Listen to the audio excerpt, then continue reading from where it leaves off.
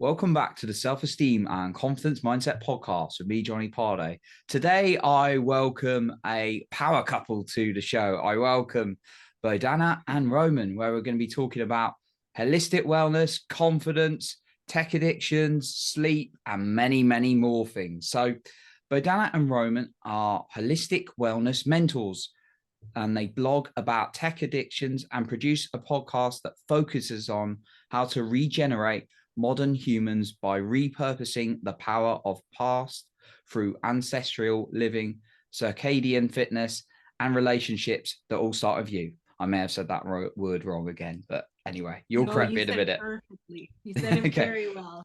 So anyway, welcome onto the show. I've only ever had, I must say, I've only ever had I think you're the second lots of two I've had. So it's always great when you have double the knowledge and information and wisdom. So yeah, just be great really, first of all, to hear a little bit about what is ancestral living and circadian fitness, and like, how's that, like, why is that like really important to both of you? Okay. I'll start with ancestral living. Yeah. For us, ancestral living essentially is why we say we help modern humans to regenerate by repurposing the power of the past, because we look to our ancestors so often, and some may say, oh, it's outdated, they were backwards, but in our transformations in our health and wellness, we have found so much wisdom in how our ancestors lived, and truly their way of life holds the key to better health today, because we feel we've become so disconnected from the basics of health, which essentially stem from our nutrition, our movement, our relationship with nature, the sun, and then things coming in this modern age with tech and tech addiction. So for us, ancestral living, we tap into that all the time to think, okay, how is it done differently? How is it simpler? And how can this benefit us? Because just because something is quote unquote advanced does not mean that it's advancing our health. Well said. And to give you a couple poignant examples, for instance, vitamin D supplements. So I got passionate about health because my family, mother, grandmother, grandfather, they all died from cancer. And I wasn't getting any answers from the medical community. I was getting some answers, but I knew there was more out there. And so it made me pursue truth in the field of health, so I wouldn't have to suffer and other people around me didn't have to suffer. But I had a big background in fitness and would take supplements all the time. And this is why we're passionate about ancestral living, because it's a less is more approach where we help people buy less so it's more affordable with just being empowered with knowledge. So let's just take vitamin D, for example. Supplementation is great, but usually through food sources, because I know a researcher from MIT, Massachusetts Institutes of Technology. She showed how when you take a vitamin D supplement, it actually sends your body a false signal, and it can possibly calcify your arteries because it's not in balance with things like vitamin K and A, which are normally found in true vitamin D sources like cod liver and fish. That's one thing. B12 is another one, where there were studies showing how people actually had contracted quadruple the risk of lung cancer by taking B12 because they didn't have the proper bacteria to break it down. So there's so many examples I can go on and on through this, but this is why we believe in light, food, nutrition, movement, all the things our ancestors had, and using modern technology as a tool rather than a supplement or a replacement for our human bodies, which for 100,000 years have been operating this way, and only in the last 100, with the advent of modern lighting systems and technology, our systems have radically changed. So we were just trying to help people in this modern day and age use the systems that they already have in their body. And just to add that to that, there was that radical shift that happened with the Industrial Revolution.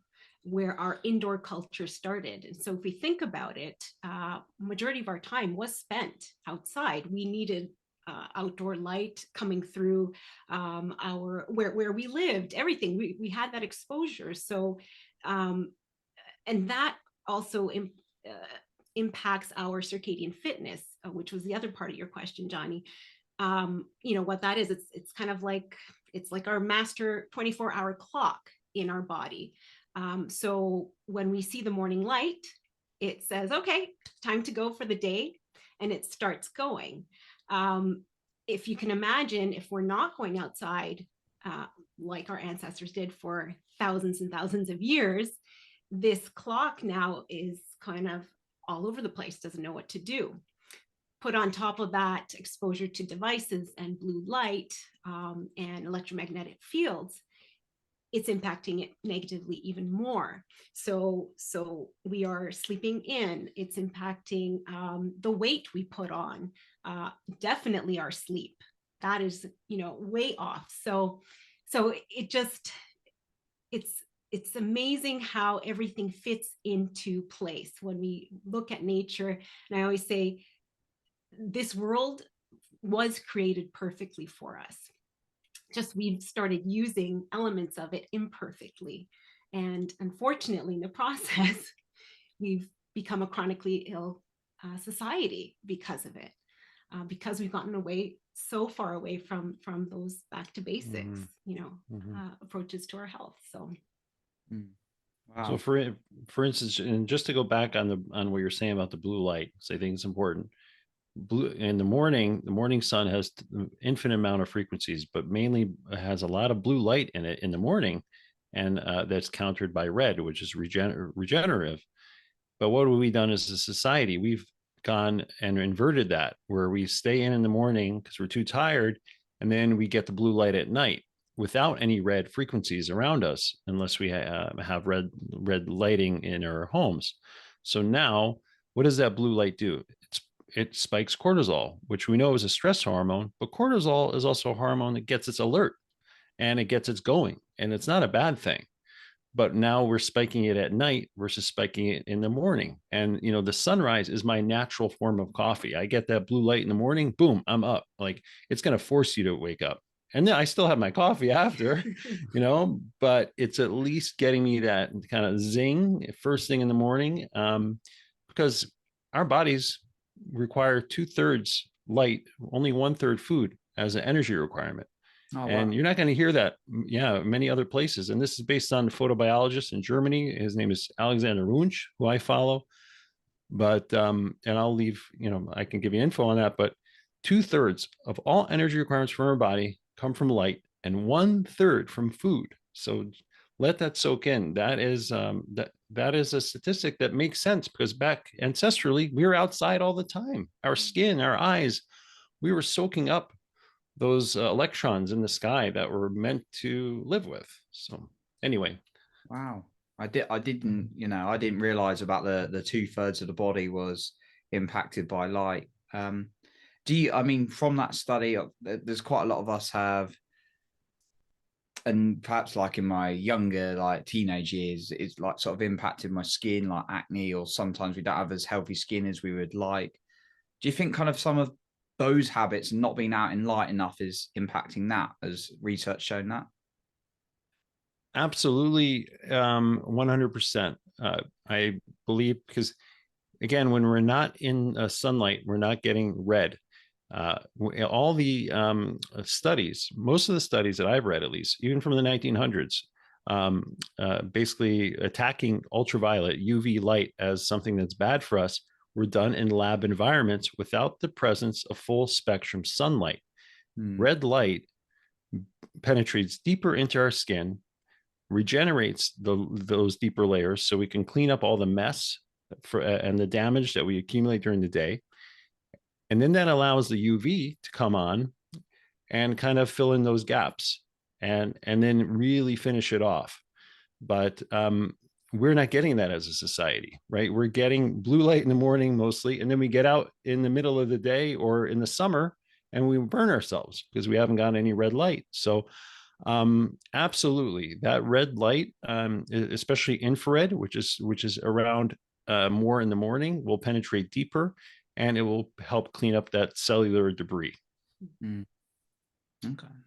With the yeah, I think I'm certainly guilty from time to time of not getting out enough in kind of like this work culture, which I know quite a lot of us get caught up with, like our laptops or working remotely, all these kind of things. In that sense, I wanted to touch a little bit on like tech addictions and really, like, I know, like, I'm guilty as many people are on my phone, like, constantly. Especially, it's good to connect in some ways, I find, for me, but yeah, I know we can get a bit addicted and things like that. um like, is there any way you found effective to kind of maybe work through that, maybe someone you've coached with or work through, to how we can kind of start maybe reducing some of that? Well, one example that comes to me right off the bat is I was working with a young woman, well, around my age, and has a full-time job, married, kids, and she, self-professed addicted to the news. And she had various news sources. She was constantly, looking at that. Uh, and she, in working together, she came to realize that that was filling a void for her, whether it was, anxiety, etc. But when we talked then about time spent with the family, and I said, well, on average, how much do you think you're scrolling through every day the news? And it was about 2.5 hours a day.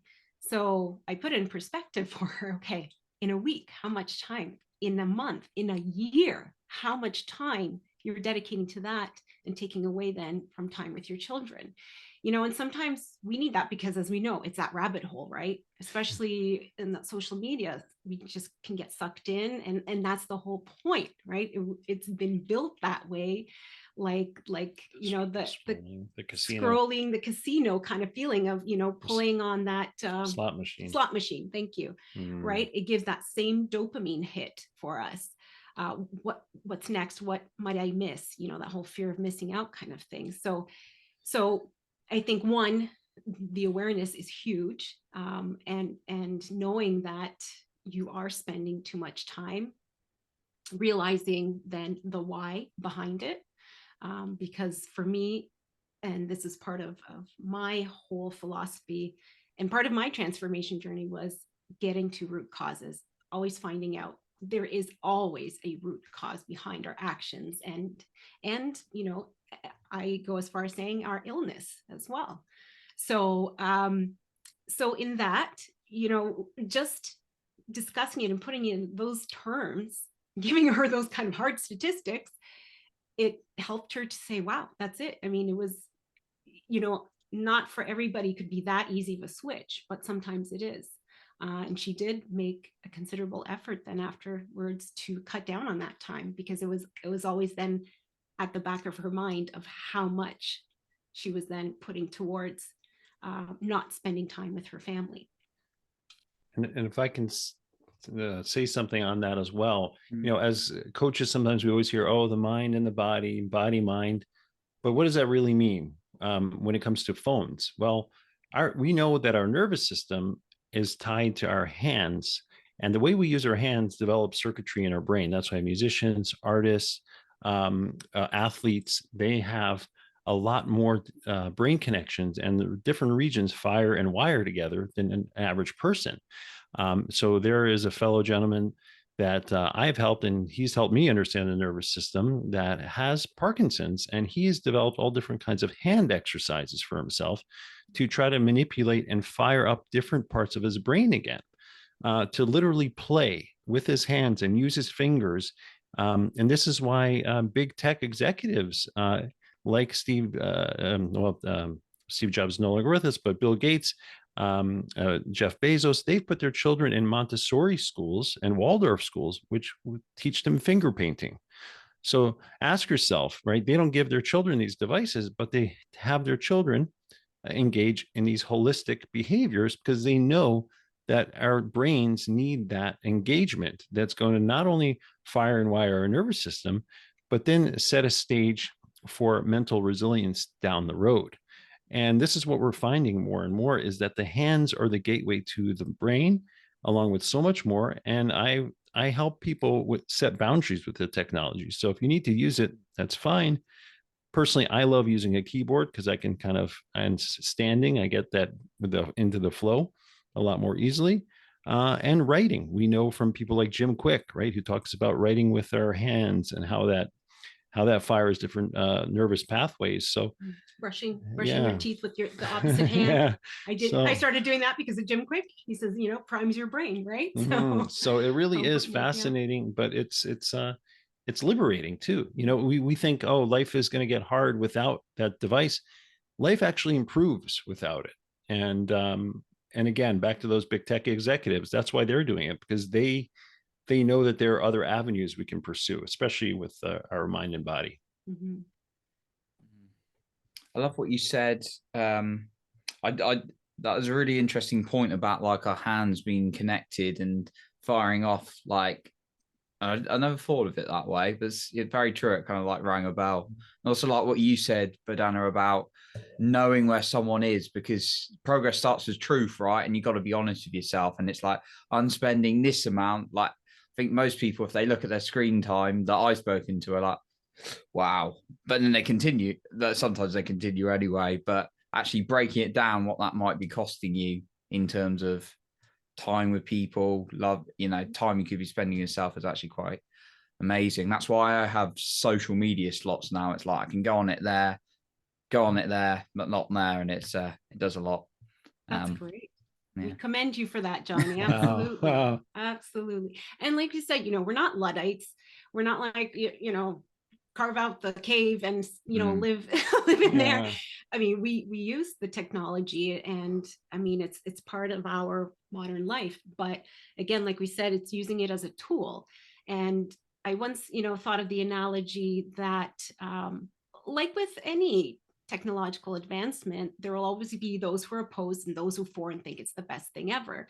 But if we think about, for example, a car, okay, so a car, we are now going faster from A to B than the horse and buggy or walking. And so it was a tool. But the car, if not used properly, can also be a tool that kills. Accidents. You're drinking behind the wheel. You're careless, right? So if you put that in terms of the tech addiction, it can be the same thing too, because yes, it may not be on the exact same scale, but it should be used as a tool. And when it's not, I mean, we know now about bullying online, right? All kinds of, the sex predators. I mean, there is a very dark side to it all as well, right? And, teen mental health has really come up as a big issue because of the shift from, where our generation, we played outside a lot more. We had that interaction as children one-on-one, and that shift has really gone more so to the connection that's being built through a phone, because they'll play games together over the phone. It's a different shift. And so it's a huge psychological impact that way too. So again, if not used wisely, if not monitored by parents, or, I mean, it's been brought into our schools as well, it has the potential of being deadly in that way too. And that wasn't long ago. In 2009, the iPhone 4 was released with the self-facing camera, allowed people to take selfies along with the Facebook like button. So now you have a perfect storm of, I can take a picture of myself and have it voted down or disliked by somebody. So this was like a 1-2 punch to our psyche only 14 years ago. And you'll see Jonathan Haidt, who writes for the New York Times. He's a popular author on Substack. He'll show the trends in teenage and child suicide rates ever since 2009, track very well with what happened in 2009. So it's just something to look at. And, I know correlation isn't causation, but using the precautionary principle, this should be raising alarm bells for a lot of us. But the good news is it wasn't long ago. So we know how to live. It's just that we've gotten used to living a certain way. That's all. And we just have to do it smarter, right? Work smarter, not harder. Right. Right. I think the tool one, I totally resonate at that point. Using something like a phone and social media doesn't necessarily mean it's bad. It does some great things. Like we met, obviously. I've met plenty of great people and interacted, and I do obviously like to meet people, like have my friends in person and local friends, and that's important to me. But you meet plenty of people, network people, and that's using the tool for good in that way, in my view. But yeah, unfortunately, there can be bad ways to use it, and I think use a couple of good analogies there as well. So yeah, it's just about and it has, unfortunately, to add to that, and not to focus on the negative, but this is one of the issues that, because we all deal with it, is the, like I mentioned before, the void filling. So and that has become the truth for many. One other lady that we had worked with, again, became aware that it was after the passing of someone, a loved one, that she was kind of filling her evenings with scrolling. And she's very aware of her health, everything like that, but that didn't make that connection for her, why her sleep was now suffering. And so once we spoke and she cut that back, to getting off devices a couple of hours before sleep, she messaged, "This is, I've had the best sleep I've had in in ages."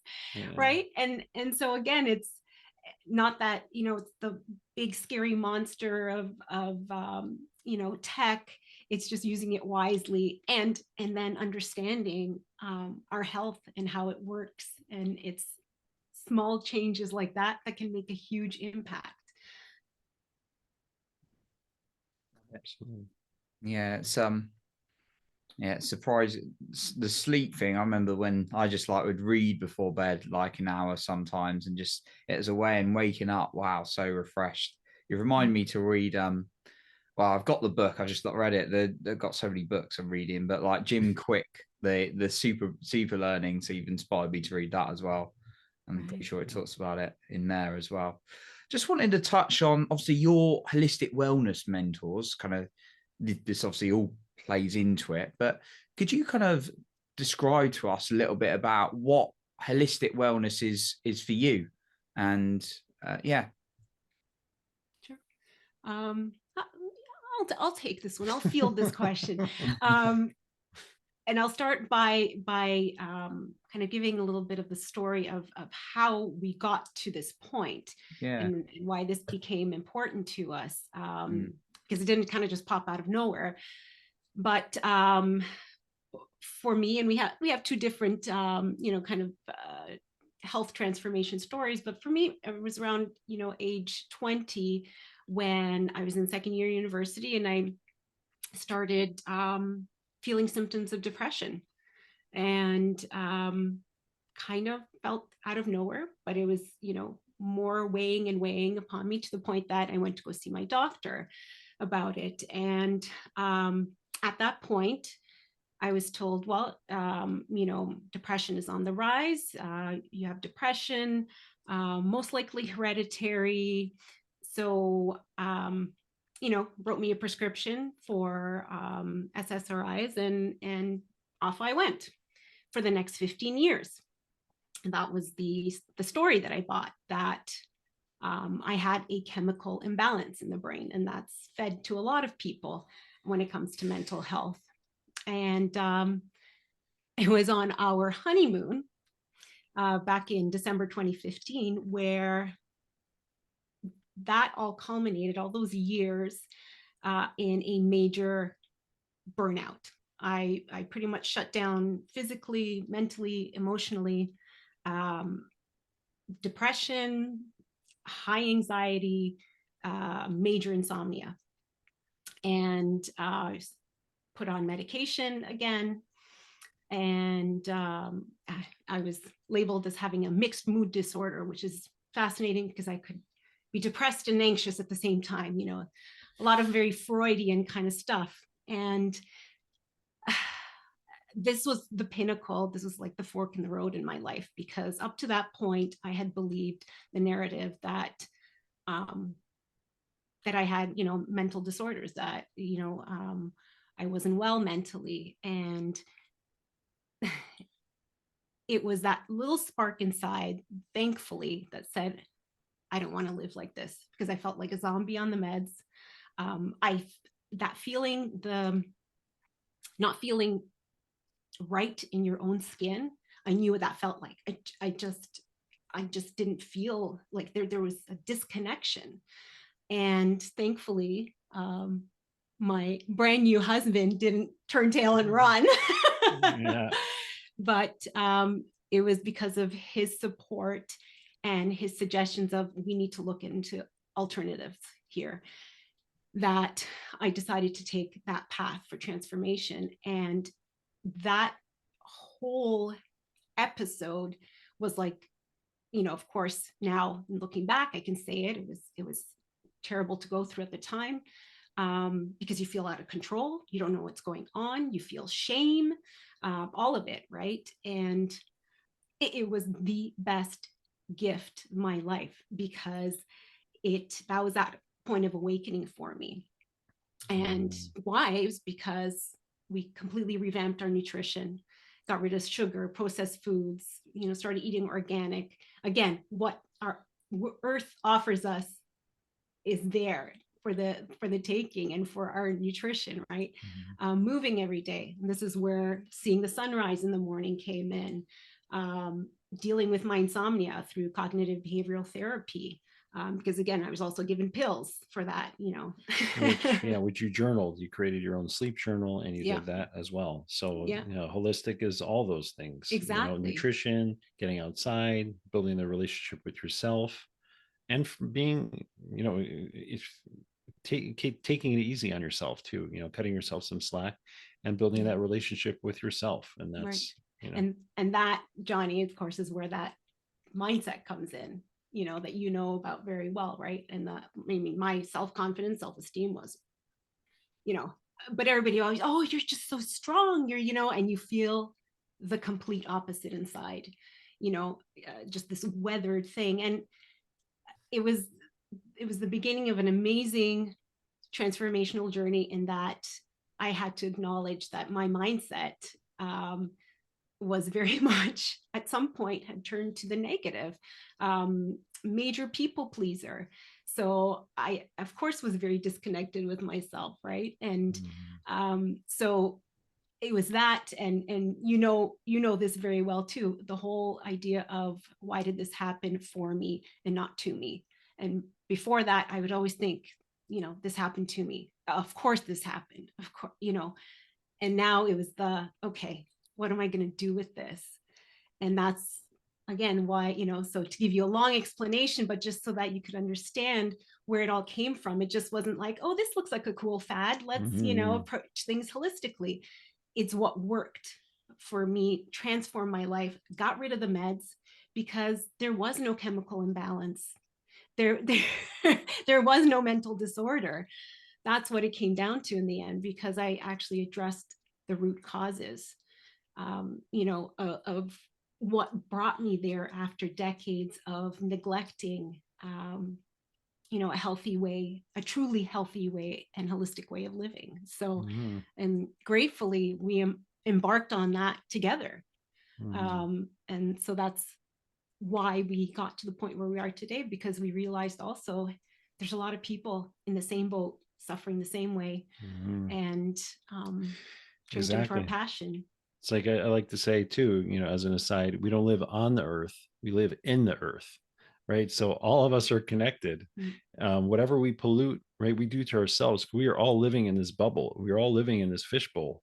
And that is holistic. It's taking all those factors into account, and also your family, relationship you have with them, dreams. I mean, there's so many things to explore, but this is why we like starting with what we can remove, and a less is more approach, and then replacing it with stuff that our bodies crave, because we don't like spending more time or money than necessary on supplements or routines or diets that are just going to frustrate us. So we like to just go get back to the basics, as basically. Yeah. And a really great segue into something that we've been exploring a lot more recently that fits into the holistic monologue is epigenetics. And so again, going back to my story, right? I was written off pretty much like, well, it's hereditary here, take these pills. What we've come to understand too is that our environment, our physical, psychological, mental environment is what actually can turn genes on and off. So that's why you can have things like identical twins living completely different lives, even though they came from the same egg and everything. You'd think, okay, genetically they should have the same illnesses if they have illnesses or whatnot, right? But one could end up incredibly ill because of XYZ circumstances, and the other lived to 100. So that's another rabbit hole and fascinating aspect. But again, why we have to take into consideration our holistic living, because it's essentially everything that we are surrounded with impacts us. We are completely, totally, fully interconnected. Yeah, I love that, the kind of integration of everything. I personally, at the end of each day, I'll score myself in my 5 areas of life: physical, emotional, spiritual, relation. Actually, I divided relationships in the family, and then other relationships, and then or friends, and then other relationships, close relationships, and then finances, business. And it's about, I kind of like score myself, and it's like, what did I do in that day for each of those? And it's like, therefore, why did I get the score? So yeah, I do like admire the holistic picture you're looking at and kind of resonate with it as well. Well, That you're trying to nice. build. That's amazing, Johnny. Great. That's great that you do that, like self-reflection every single day.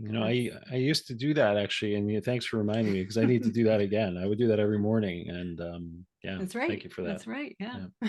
Cool. Awesome. So it sounds like you both had a couple of different stories to get into this holistic wellness. And Roman, I think you mentioned the ancestors had cancer, so that's, I guess, what kind of sparked you into this area. Yes. Yeah. My mother died when I was around 15. I was 16, and she was very young. My grandmother when I was around 18, and then my grandfather shortly after. And it was just very strange to me, because they were pretty healthy, but then I saw things that, my mother had a frayed relationship with my stepfather. There was a lot of abuse there, right? And that's what has made me very patient with people now that I mentor, and because I see those patterns, and that's why I want to help people so much. I got waylaid after, or veered off track after my grandparents and my mother died. A lot of anger, obviously. And I went into tech sales, selling computers. I thought, oh, I'll just make money this way. I wanted to be a psychologist and help other people, but then I'm like, I'm gonna have to sit behind a desk. I don't want to do that. So for 10 years, I sold computers. And then I saw how entrenched and addictive and just dirty the industry was becoming. And then when I found out that there was a potential link discovered at the University of Washington in 1998 by Henry Lai, independent scientist, also peer reviewed, a link with electromagnetic wireless radiation and cancer and DNA strand breaks, that really set me off, because now I said, okay, I'm no longer going to sell a technology. I see how it's becoming for children, and I want to get down to find out the answers. Obviously, cancer can be caused by many different things, but getting back to epigenetics in our environment, our light around us, our radiation, that's invisible. So how do we control it? Yeah, we can say we're all surrounded by it, there's nothing we can do, or we can take action in little steps, and then from the inside out change our environment. And it is possible. So for the last 7 years, I've been researching that, and it's been a fascinating journey of self-discovery. And I never wanted to take a physics class again, but now I'm forcing myself to. So it's been great. So that's a little bit about my story. We appreciate the work you're doing, both of you. So yeah, making an impact on many lives with this, and I've got a lot of appreciation for the whole holistic wellness space. So no, that's great. So just before we wrap up, I know we could probably go on for ages with this kind of stuff. So many layers and so much value and so much nuggets you provided today. So from each of you, it'd be really useful to hear what would be your number one, I know there's probably many, number one confidence tip that you would leave the listener with. And also, if the listener wants to find out a little bit more about both of you, wants to connect with you, where can they find you? Well, right off the top of my head, number one tip for confidence, and this again applied for me, I would say is following your gut and believing in yourself, because we too often give away our power to others, the expert, the doctor, the practitioner, whatever it may be, when deep down inside we have those answers. We just haven't been willing to dig for them. So that for me was big, because again, that people pleaser, it was about everybody else and not listening to myself. And so how can you possibly be confident when you haven't put yourself first? So that is something that I would really push home. And it's part of our motto. It's the whole, like we say, you are more powerful than you know. And we truly are. I'll give a more shallow example, but very easy to follow. Amy Cuddy, who did a TED Talk, the whole thing with body language. And it's just stand every day with your arms outstretched over you for just, I think it's 2 minutes, and it decreases cortisol and by 15%. And it boosts your confidence. Or just standing like with your the Wonder Woman pose with your hands at your sides. That body language, again, the mind-body connection, that signals to your brain that you're in charge. And being assertive is not about being all rah, bang the door down. It's about being relaxed, right? The leaders need to be relaxed. And this is what I help other people with, especially the course that we built out with tech addiction, helping their children get back to those ancestral strategies, doing those postures again to then feel more empowered. And just simple things like this. I know it sounds way too easy, but if you do it, anything like that day after day, it does compound.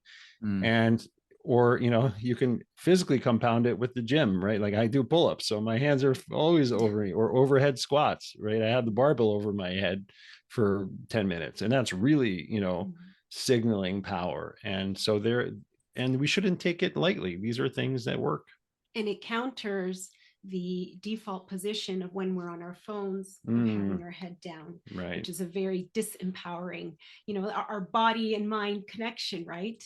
It's a disempowering way to sit, and we forget about that. So yeah, if you'd like to find us, you can come on over to our website. It's thepowercouple.ca. That's thepowercouple.ca. And you'll find all kinds of information there. We have our EMF blog, which is our Substack blog. We also have a course that we're releasing called EMF, or Electromagnetic Field 101, which is great for educators, parents, teachers, and medical professionals. It'll take you through the gamut of what are EMFs and how are they impacting your sleep, and how you can optimize your health, and most importantly, heal the relationship you have with that technology, which is basically the relationship you have with yourself. Right. And last but not least, we also have the Power Couple podcast. So please join us there as well. Awesome. We'll be sure to link those links up in the show notes below. So once again, Roman and Bohdanna, it's been great having you on. So thank you for everything you've shared today. Thank you, Johnny. Thank you so much.